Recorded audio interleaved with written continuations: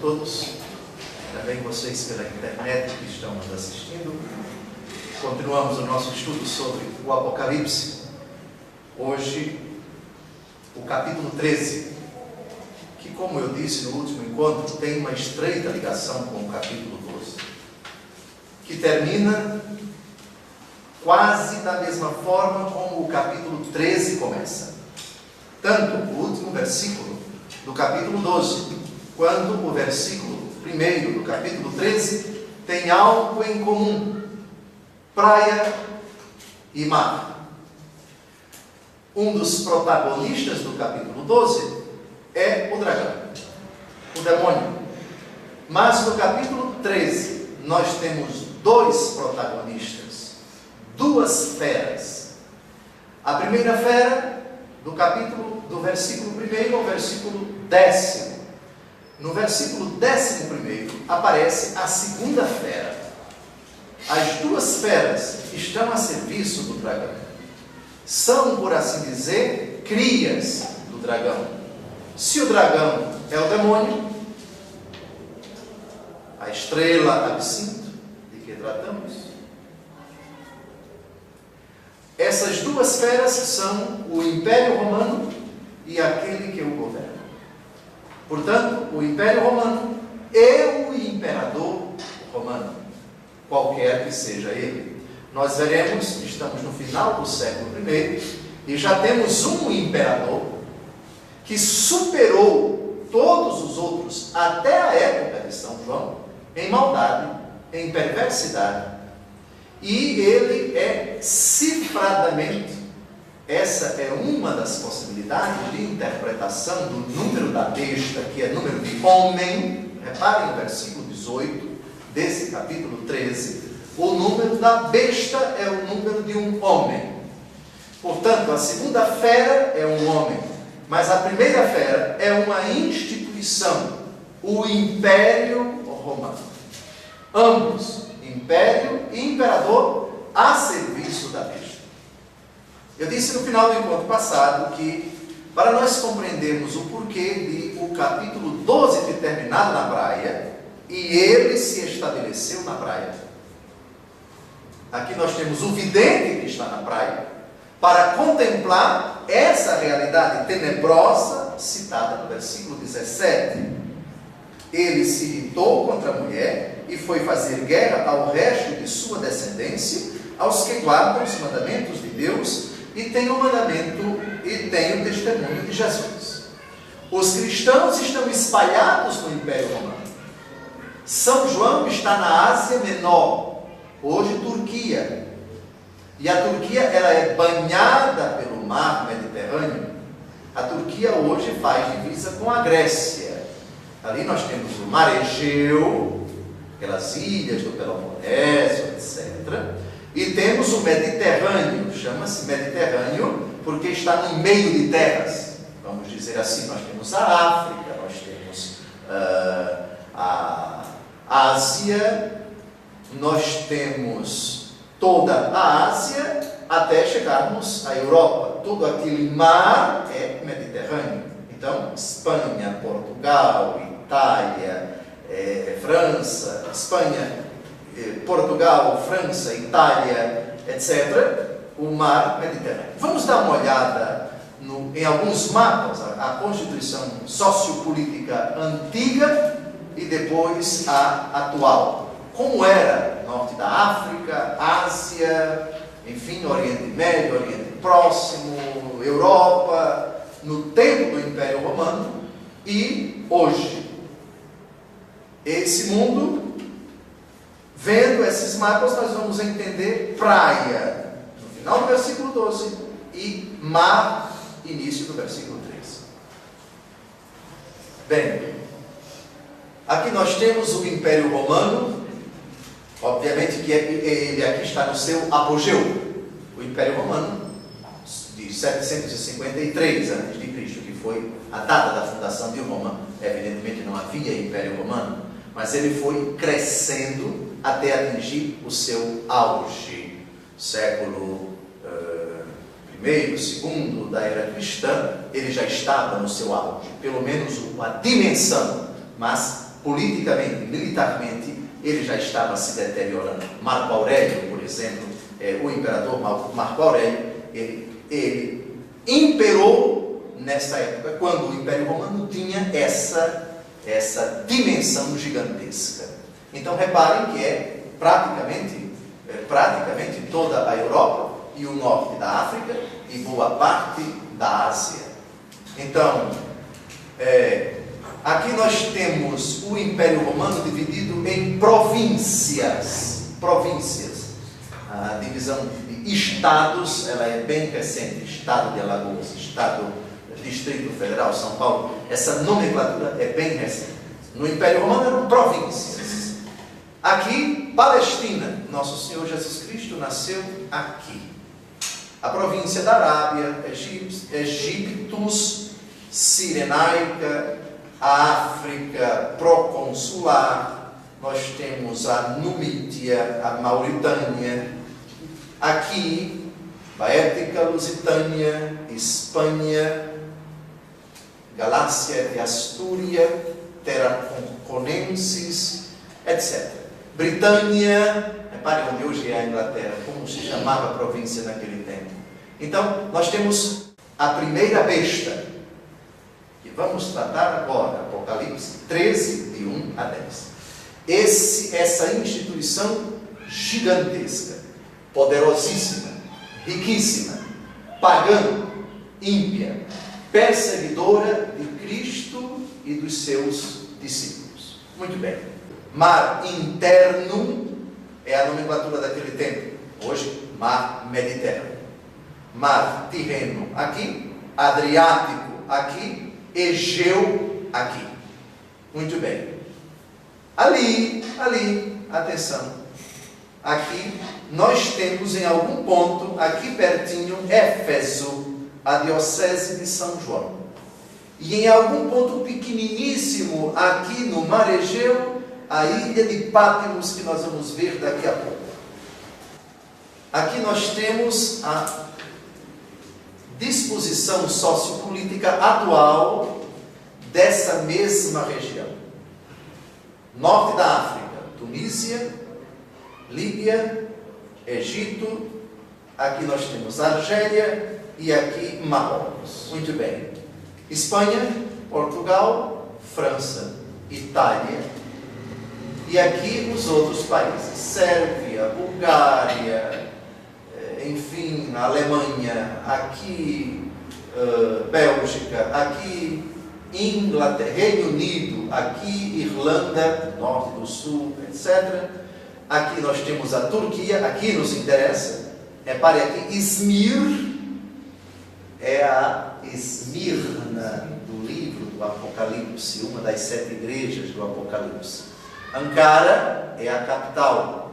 Istambul, que é maior que Ankara, ela está aqui nesse estreito, o Bósforo. Depois a gente trata disso. Muito bem. Egito, aqui esta estreita faixa de terra, não maior que o estado de Alagoas. Israel. Agora sim, aqui nós estamos na Turquia e as 7 igrejas do Apocalipse: Pérgamo, Tiatira, Sardes, Filadélfia, Laodiceia, Éfeso, Esmirna e Patmos. Patmos hoje pertence à Grécia.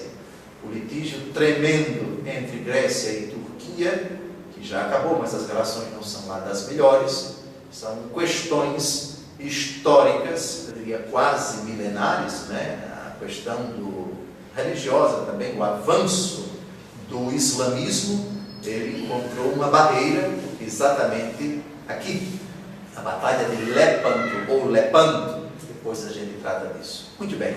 Então, Éfeso fica por aqui, em algum lugar aqui.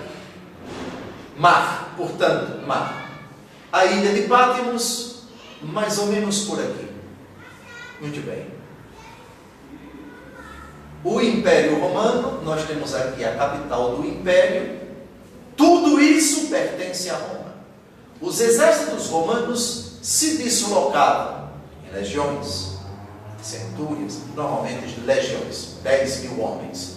Eles se deslocavam normalmente pelo mar. Ele tinha uma frota até um certo período inexpugnável, de sorte que as tropas desembarcavam no continente pela praia. Então imaginem os cristãos aqui nas sete, volte agora às sete igrejas do Apocalipse. Vejam, mesmo Laodiceia, Filadélfia, Sardes e Tiatira e Pérgamo, que estão no continente propriamente dito, mas nós veremos, porque esperamos, se Deus quiser, ir lá nessas sete cidades. O deslocamento não é muito longo, mas Esmirna e Éfeso, bem como Patmos, onde está São João, tem uma relação direta com o mar. Chegaram os romanos, chegou a besta, chegou o dragão, chegou a segunda besta. Daí a importância do mapa para nós compreendermos esses dois versículos. E ele se estabeleceu na praia. A praia, estrategicamente, ela é imprescindível para as pretensões do império, para as pretensões do imperador. Muito bem, dito isso, começamos o capítulo 13. Vi, então, levantar-se do mar uma fera, que tinha 10 chifres e 7 cabeças. Sobre os chifres, 10 diademas, e nas suas cabeças, nomes blasfematórios.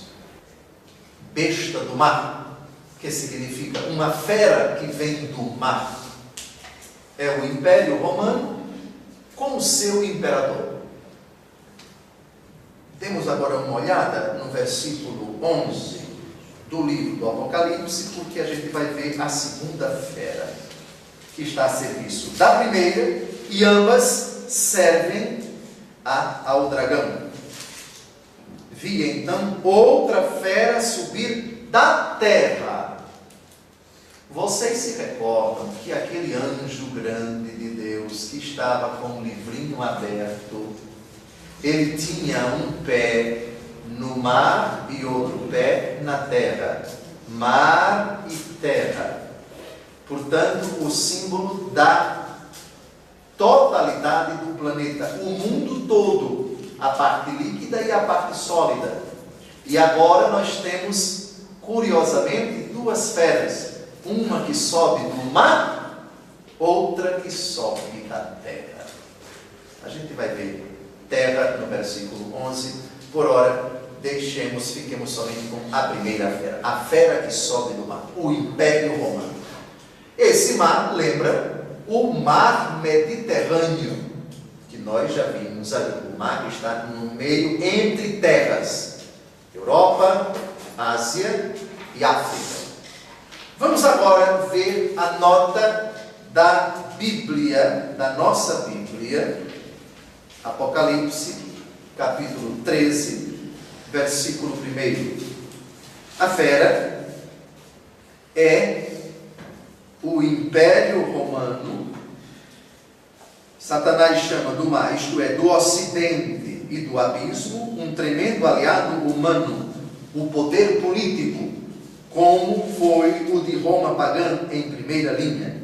Com a segunda fera, o anticristo é uma imitação do cordeiro. Uma fera. Satanás chama do mar, do ocidente e do abismo, um tremendo aliado humano. 10 chifres. Que significa? Satanás investe no Império Romano toda a sua força. Aqui nós temos a espantosa capacidade de oprimir, a capacidade de ostensivamente invadir, prender, mutilar, intimidar e matar, se for o caso. A grande quantidade de sangue derramado pelo Império Romano na luta contra Cristo e contra a sua igreja. 10 diademas. Satanás confere ao Império Romano um poder soberano imenso. Lembrem-se que o diadema, que é uma realidade que está relacionada também com os gafanhotos, aqueles que sobem do abismo, depois que a porta do abismo é aberta com a chave do abismo da parte da estrela absinto, são animais com diademas, com uma aparência real, com uma aparência de seres poderosos. Muito bem. 7 cabeças. Satanás lhe dá elevada inteligência. A cabeça é a parte do corpo relacionada com a inteligência. Vamos agora comparar Apocalipse, capítulo 13, versículo 1, com Apocalipse 12, versículo 3. E nós vamos descobrir a diferença. Apocalipse 12, 3. Aparece um sinal no céu, um grande dragão vermelho com 7 cabeças e 10 chifres, e nas cabeças 7 coroas. Lembram disso? Já estudamos o capítulo 12. Agora, o capítulo 13. 10 chifres, 7 cabeças, sobre os chifres 10 diademas. Alguém pode perceber a diferença?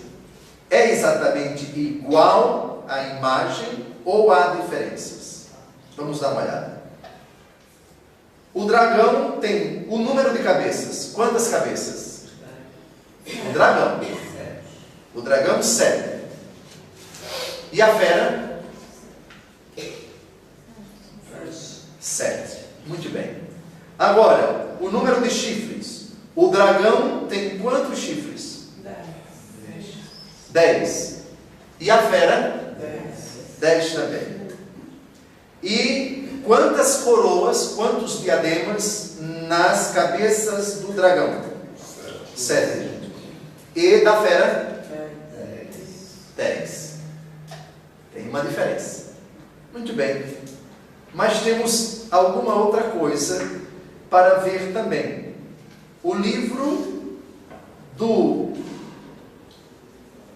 Apocalipse, capítulo 19. Apocalipse 19, versículo 12. Aqui, o texto se refere a Jesus. O texto se refere a Jesus. Vamos ver a partir do versículo 11. Apocalipse 19. Vi ainda o céu aberto. Eis que aparece um cavalo branco. Lembram? O primeiro dos 4 cavaleiros do Apocalipse. Cavalo branco, a palavra de Deus, Cristo Jesus. Seu cavaleiro chama-se Fiel e Verdadeiro, e é com justiça que ele julga e guerreia. Agora, tem olhos flamejantes, há em sua cabeça muitos diademas, e traz escrito um nome que ninguém conhece. Jesus tem muitos diademas. O diadema representa o quê? A realeza e o poder. Jesus tem muito poder. Agora deem uma olhada no versículo 1. 10 diademas. 10. O demônio, a fera, 10. O dragão também. Mas Jesus tem muitos diademas. 10 é um número pequeno. Jesus tem muitos. Agora vejam a conclusão que a gente tira. O demônio é um hábil imitador. O demônio tenta passar para as pessoas que o poder está nas mãos dele, que ele é o rei. Lembram do que ele disse a Jesus na terceira tentação no deserto? Tudo isso será teu, se prostrado me adorares. Tudo isso me foi dado. Tudo isso me foi dado. Na primeira carta de São João, capítulo 5, versículo 19, há essa frase surpreendente. O mundo jaz sob o poder do maligno. O mundo jaz sob o poder do maligno. Diademas. O demônio passa a ideia de que ele é quem dá as regras, de que ele é quem está vencendo. É a propaganda do mal que leva as pessoas a dizerem: não, mas hoje a coisa está mudada. Hoje o normal é isso. Hoje todo mundo faz. Hoje a banda voa. hoje mudou. Hoje tudo é permitido. Porque vejam como ele venceu. Vejam, todo mundo faz. Vejam a propaganda, o bombardeio daquela novela que mostra duas pessoas do mesmo sexo se beijando, dormindo juntas, duas pessoas fazendo isso, fazendo aquilo outro. Os diademas. A realeza, o poder que ele tem, a capacidade que ele tem de se articular, de vender, de convencer, de iludir, de seduzir as pessoas. É um imitador barato. 10 diademas. A fera, a instituição a serviço dele, também tem diademas. A instituição, eu posso tudo. Inclusive, tolher a liberdade das pessoas. Desrespeitar o direito das pessoas. Não permitir que tais pessoas exerçam o seu direito. Quem pode negar que as instituições, podemos até dizer governamentais hoje, como esses diademas, impondo para os cristãos? Vocês sabiam que o número de cristãos no Iraque hoje é praticamente zero? Zero. Ameaçados de morte, igrejas destruídas, as casas dos cristãos invadidas. Ser cristão hoje é um crime, é um risco de morte em determinados países. O avanço da instituição, a fera, para massacrar com esse poder descomunal os cristãos. Muito bem. Então, interessante comparar os diademas da fera, os diademas do dragão, com os diademas de Jesus. Mas tem mais. Apocalipse 17, de 9 a 10. 17, de 9 a 10. Vamos agora interpretar o que são essas diademas, esses diademas. O que são essas cabeças. Vejam, essa fera, do capítulo 13, tem 7 cabeças, 10 chifres, e sobre os chifres, 10 diademas. Muito bem. Explique-nos, Dom José, essa imagem. Apocalipse 17, de 9 a 10. Aqui se requer uma inteligência penetrante. As 7 cabeças são 7 montanhas sobre as quais se assenta a mulher, chamada no capítulo 17 de Babilônia. Caiu, Babilônia grande, morada dos demônios. A cidade de Roma tem 7 colinas. 7 colinas. A capital do Império Romano. É lógico que hoje ela está toda habitada. A população de Roma, eu acho que ultrapassa a casa de 2 milhões, ou quase 3 milhões de habitantes. Enfim, mas 7 colinas. 7 colinas. Então vejam, Apocalipse 17, de 9 a 10. As 7 cabeças são 7 montanhas sobre as quais se assenta a mulher. Mas o versículo 10 dá uma outra interpretação também. Leiamos. São também 7 reis. 5 já caíram. 1 subsiste. O outro ainda não veio. E quando vier, deve permanecer pouco tempo. 7 reis. Os imperadores romanos. Então vejam, o próprio Apocalipse explica em outro lugar o que está em um determinado lugar. Então, nós já sabemos, a fera é o Império Romano. Capital do Império Romano, Roma. Roma tem 7 colinas. 7 reis também. De novo, versículo 10, 7 reis, 5 já caíram, 1 subsiste, o outro ainda não veio, e quando vier, deve permanecer pouco tempo. De fato, a história do Império Romano, a história dos imperadores, é uma história marcada de intrigas, de disputas, de rivalidades. Quando não é assassinado, é envenenado, enfim, e pouco tempo. Pouco tempo. Dificilmente um imperador romano morre de idade avançada. Dificilmente. Marco Aurélio parece, imperador, poeta, enfim, parece que ele foi assassinado, mas não é certo. Era um imperador querido, em termos, pela grande maioria do império, porque era um imperador pacífico. Mas isso é muito tempo depois da morte de nosso Senhor Jesus Cristo, muito tempo depois da morte de São João. Muito tempo. Muito bem. Vejam, nomes blasfematórios. Nomes blasfematórios. São títulos excelsos, com que se arroga a pretensão de ser o próprio Deus. A divina Roma. A eterna Roma. Roma eterna. Um título arrogante, quer dizer, para eles era sinal de orgulho. O nosso império nunca vai acabar. O mundo todo gira em torno de Roma. E ao imperador, ó divino César, ó Augusto César, ó onipotente César. Nomes blasfematórios. São adjetivos exclusivos de Deus. Não se pode chamar uma criatura de divina.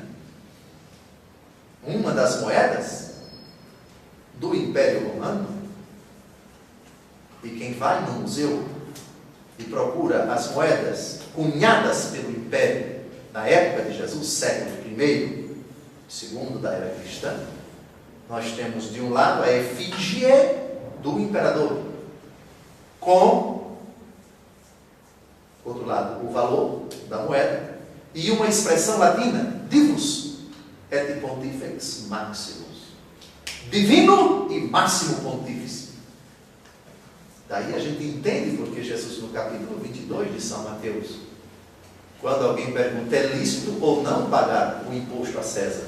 Jesus pede uma moeda e diz, de quem é essa imagem e essa inscrição? Depois vocês vejam lá no versículo 21 de Mateus 22. De quem é essa imagem e essa inscrição? Vejam depois a inscrição. É de César. Aí Jesus diz educadamente, dai a César o que é de César, e a Deus o que é de Deus. Ou seja, César não pode ter esse título não. Divus é divino. César não é divino. Dê a ele o que é dele, a honra que é própria de uma criatura, mas divino não. A Deus o que é de Deus. Isso daí, divus é de Deus. Nomes blasfemadores. Entenderam? A arrogância do império.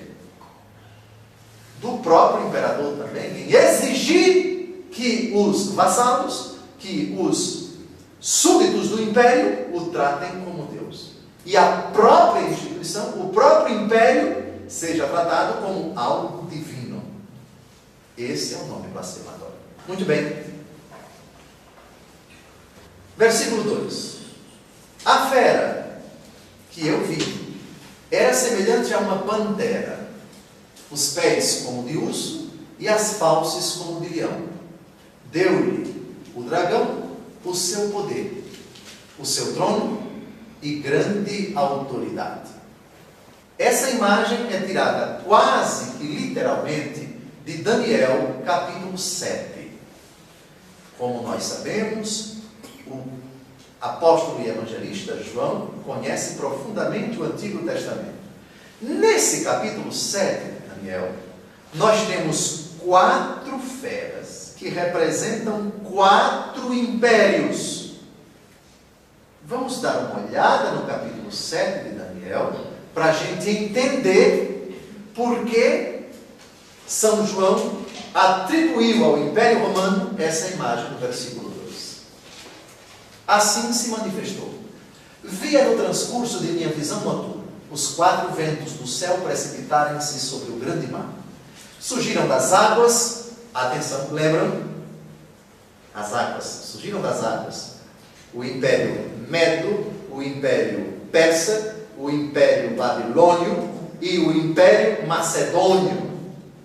Vamos ver. Surgiram das águas 4 grandes animais diferentes uns dos outros. O primeiro parecia-se com um leão, mas tinha asas de águia. Enquanto o olhava, suas asas foram-lhe arrancadas, foi levantado da terra e erguido sobre seus pés como um homem, e um coração humano lhe foi dado. Apareceu em seguida outro animal semelhante a um urso. Erguia-se sobre um lado e tinha a boca entre seus dentes 3 costelas. Diziam-lhe: vamos, devora bastante carne. Depois disso vi um terceiro animal idêntico a uma pantera, que tinha nas costas 4 asas de pássaro. Tinha ele também 4 cabeças. O império lhe foi atribuído. Finalmente, como eu contemplasse essas visões noturnas, vi um quarto animal, medonho, pavoroso e de uma força excepcional. Possuía enormes dentes de ferro, devorava, depois triturava e pisava aos pés o que sobrava. Ao contrário dos animais precedentes, ostentava 10 chifres. Então a gente já sabe que São João está profundamente familiarizado com a linguagem apocalíptica dos profetas. E esses profetas, ao descrever a ação da história, a intervenção dos impérios no seu tempo e nos tempos vindouros e nos tempos idos, eles utilizam essa imagem. Agora, vamos à nota da Bíblia Ave Maria. Os seus traços híbridos sintetizam os das 4 feras de Daniel, capítulo 7. Evocam eles a ferocidade aparentemente suave, a força bruta e o orgulho sanguinário. Seu trono. Deu-lhe o dragão o seu poder, o seu trono e grande autoridade. É uma paródia da entronização do cordeiro feita por um dragão decaído diante das ondas amargas, imagem da instabilidade do seu poder restante. Entretanto, o mundo deixa-se prender por ele. Dei uma olhada, pés como de urso. Pés como de urso. Vocês sabem que a força do urso está precisamente nas suas patas. Pantera. Ela tem uma ferocidade aparentemente suave. É um animal bonito de se ver. Ela não faz barulho ao atacar a presa, como o leão, como o leopardo. A pantera se desloca, ela tem a parte dos seus pés, ela tem uma plumagem que ajuda a diminuir o barulho das patas quando elas batem na folhagem, na terra, enfim. É silenciosa, mas ela é extremamente agressiva, extremamente forte, extremamente violenta, ferocidade aparentemente suave. Roma tratava os seus cidadãos, e era preciso uma política para enganar, para iludir as pessoas. Lembram do binômio pão e circo? Roma possibilitava para os seus cidadãos momentos de diversão, enfim. Vejam vocês como o nosso imperador é bom, ele possibilitou isso, ele fez tal estrada, ele construiu tal aqueduto, ele fez isso, fez aquilo outro. Uma política para enganar mesmo, para mantê-los aqui debaixo da sua mão, do seu cajado, do seu bastão. Então tudo isso foi feito para vocês. Agora obedeça. A Pax Romana, a paz Roma, que é a paz dos seus cidadãos. Você obedeça, que você não conteste o imperador, que você acate as ordens do imperador, porque também se você não acatar, você morre mesmo. Então é uma aparência de suavidade, mas que esconde essa ferocidade. Muito bem. E o trono deu-lhe o dragão, ou seja, o demônio deu o seu poder ao império. Sente-se, você está acima de todos, você pode tudo, você é o império indestrutível, incomparável, inexpugnável, e a autoridade é dada para você. Essa última palavra desse versículo é uma paródia da frase de Jesus no final do Evangelho segundo Mateus. Toda a autoridade lhe foi dada no céu e na terra. Ide. E o dragão diz: eu dou autoridade para você. Entenderam a paródia? demônio é um imitador de Jesus. Tudo que ele propõe às pessoas, como ele se apresenta como um imitador de Jesus. O que ele propõe às pessoas, algo parecido com o de Jesus, propõe. Só que ele é sedutor, é um mentiroso. Suas ardilosas propostas, sua tática é para enganar, para iludir, para mentir. Ele seduz a pessoa, dá poderes à pessoa, mas contanto que a pessoa a sirva, seja escrava dele, e no exercício daquilo que ela recebe do dragão, é para perseguir, é para insultar, é para mutilar, é para intimidar, é para matar, é para levar ao sofrimento, à dor, à angústia, à perda da fé, enfim. É o inimigo do gênero humano, é o inimigo de Jesus. Muito bem. Versículo 3. Uma das suas cabeças estava como que ferida de morte, mas essa ferida de morte foi curada, e todos, pasmados de admiração, seguiram a fera. Esta fera é o Império Romano. Ainda não estamos tratando do imperador. Mas essa fera, ferida de morte, é curada. O que isso significa? Vamos dar uma olhada na nota da Bíblia Ave Maria, porque a explicação ela é muito sugestiva.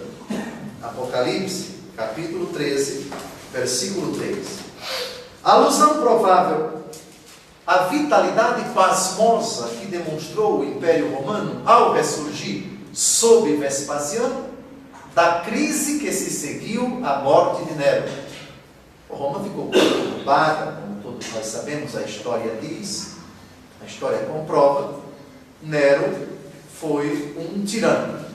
Nero se indispôs com a própria corte, matou pessoas da própria família, se indispôs com, isso foi muito grave, com o Senado. Temos o episódio do incêndio de Roma.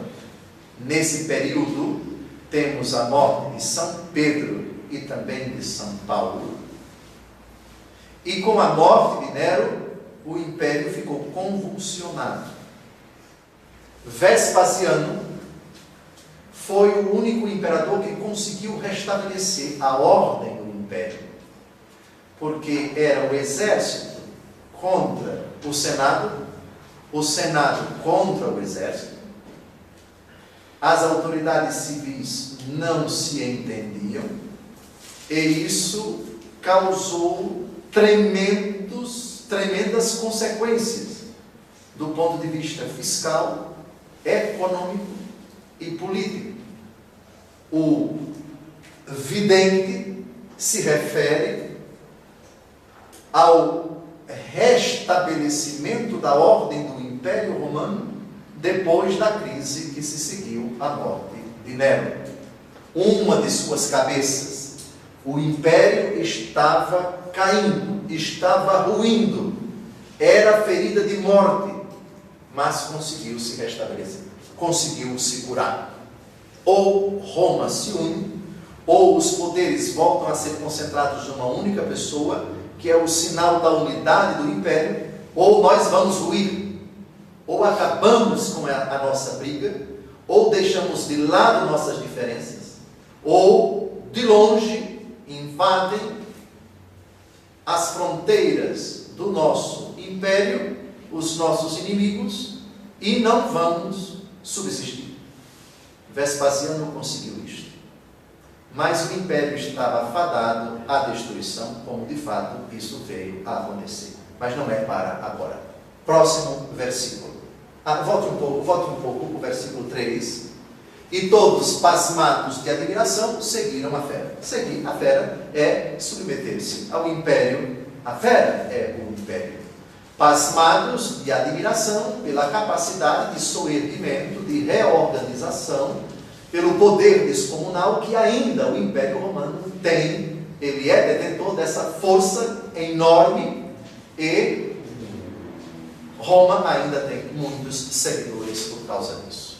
Versículo 4. E prostraram-se diante do dragão, atentos, não é diante da fera, o dragão aqui é o demônio. Prostraram-se diante do dragão, porque dera seu prestígio à fera, e prostraram-se igualmente diante da fera, dizendo: quem é semelhante à fera e quem poderá lutar com ela? Prostraram-se diante do dragão. Tudo isso será teu, se prostrado me adorares. Lembra do que o demônio disse para Jesus? Isto é, conferindo poderes ao império, o império faz o jogo do dragão, convence os seus súditos a se prostrarem diante do dragão. Eu conheço tua conduta. Sinagoga de Satanás, tu tens aí na tua cidade a abominação. Lembram dos recados do vidente, do Senhor Jesus por meio do vidente aos anjos das igrejas? O perigo da idolatria. Ao se dobrar diante dos ídolos, na verdade as pessoas estão se dobrando diante do dragão. Não se dobrem diante dele. Não se dobrem diante de Jesus. Desviem o foco. O foco é o dragão. Mesmo que ele não se personifique.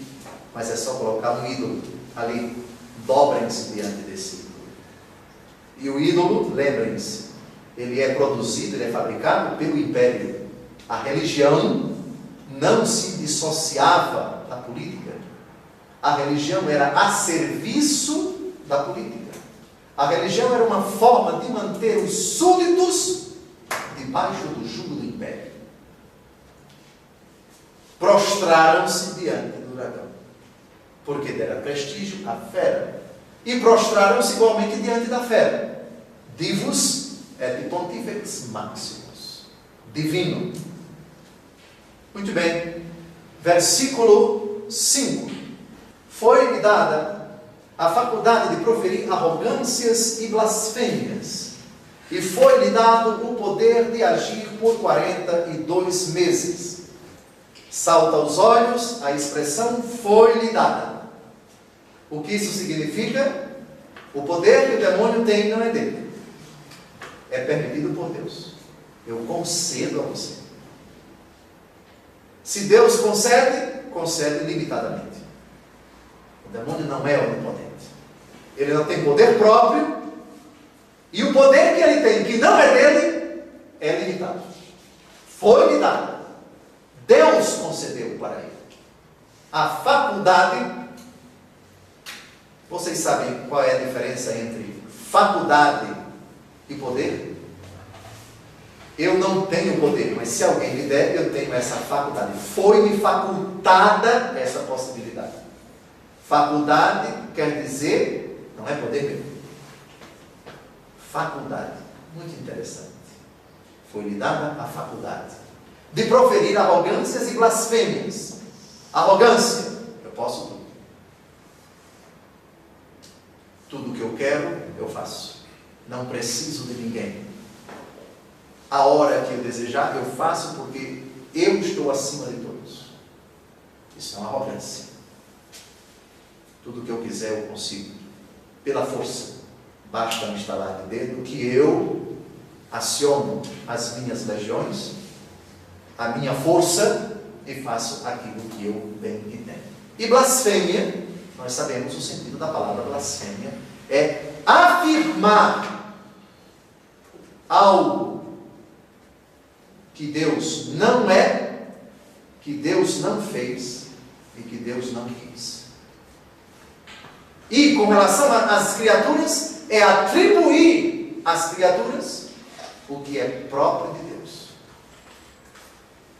Tipo de blasfêmia. Vejamos uma blasfêmia. Deus é mau. Deus odeia. Deus é perverso. Nós temos uma blasfêmia clássica dos fariseus e de certos judeus que não gostavam de Jesus quando eles expulsaram os demônios. Qual foi a blasfêmia que disseram para Jesus?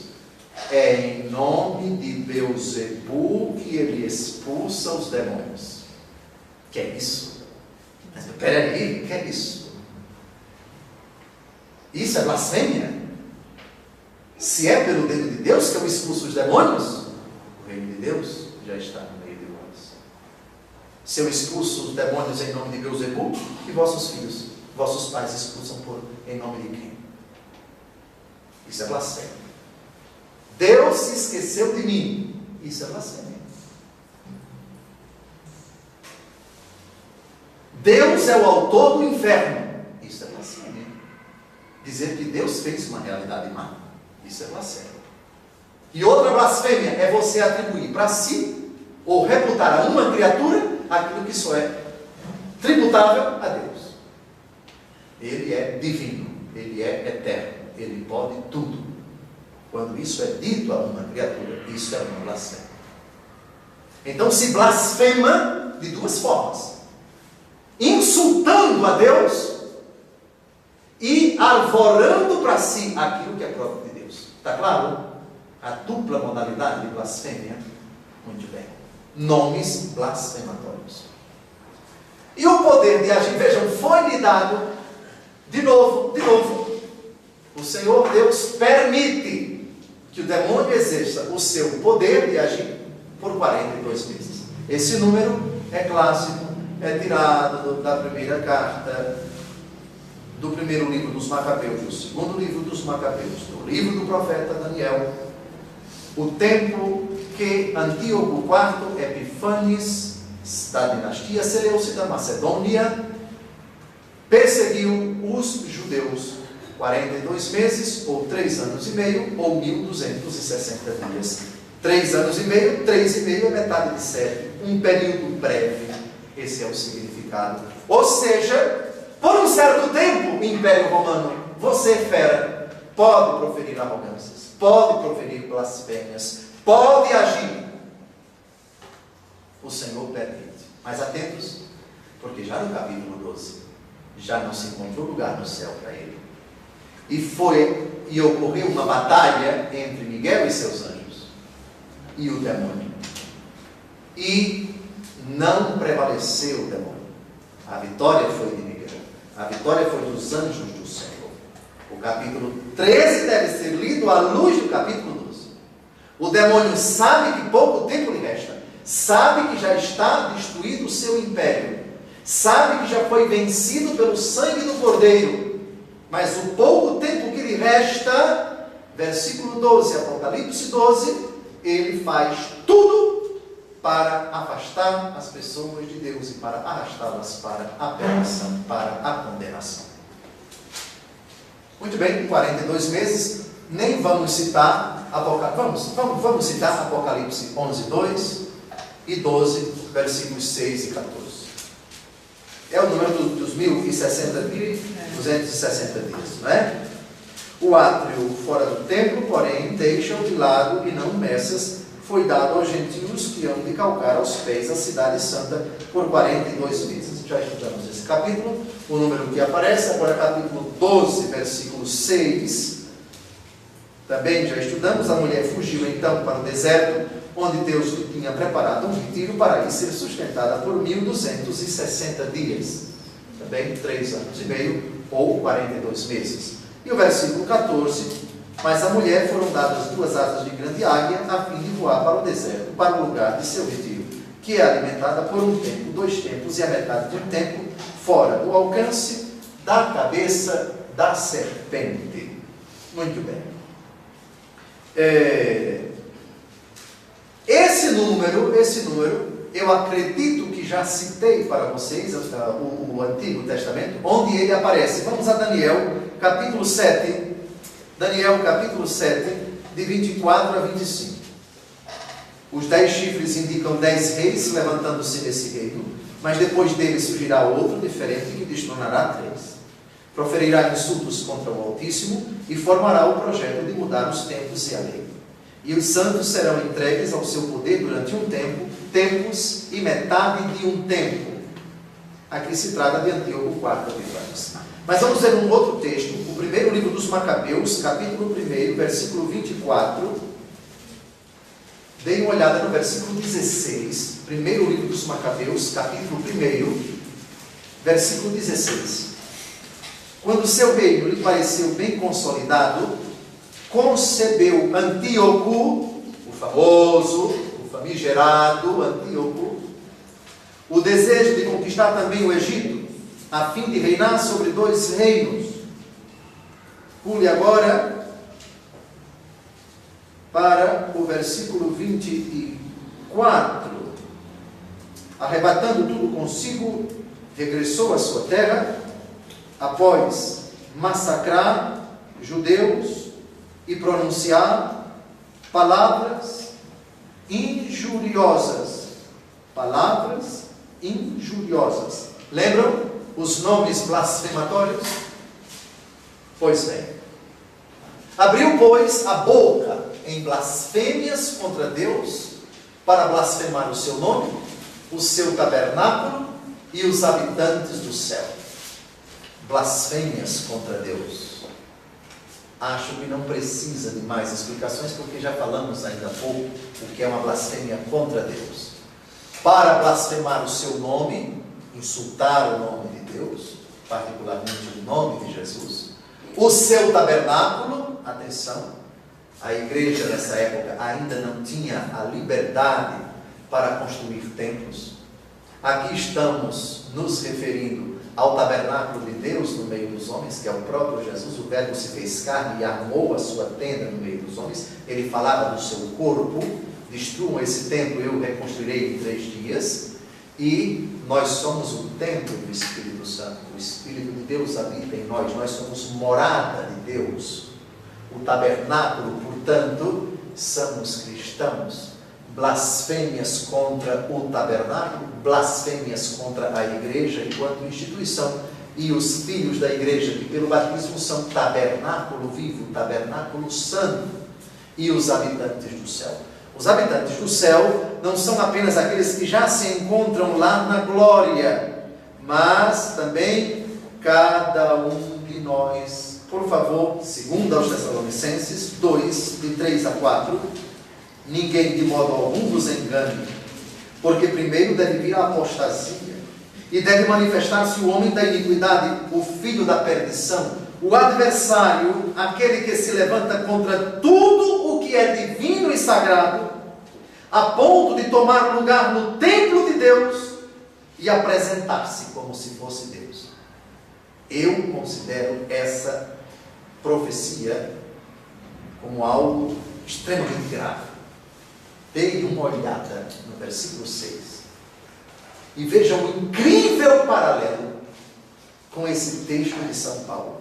O adversário, aquele que se levanta contra tudo o que é divino e sagrado, a ponto de tomar lugar no templo de Deus e apresentar-se como se fosse Deus. Mas de que realidade nós estamos tratando aqui? São Paulo não entra em detalhes, mas virá um tempo em que essa subversão será uma realidade. Levantar-se contra tudo que é divino e sagrado, em todos os frontes: político, social, econômico, familiar, institucional, não institucional, sociológico, antropológico, político, filosófico, em todos os âmbitos, para tomar lugar no templo de Deus e apresentar-se como se fosse Deus. E para completar, temos ainda Efésios 2,19. Consequentemente, já não sois hóspedes nem peregrinos, mas sois concidadãos dos santos e membros da família de Deus. Esse texto eu citei para ilustrar que esses habitantes do céu somos nós. Nós, os habitantes do céu. Porque, diz São Paulo, não sois hóspedes nem peregrinos, sois concidadãos dos santos. Já somos cidadãos do céu. Somos habitantes do céu.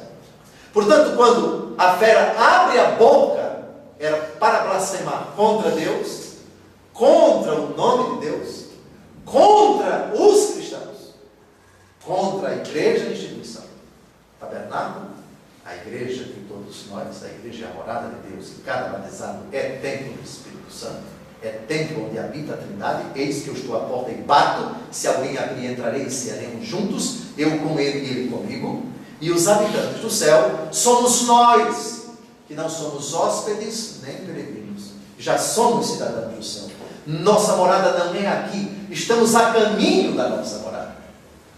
Muito bem, terminamos o nosso encontro, continuamos, se Deus quiser, o versículo 7, a partir do próximo encontro. Boa noite.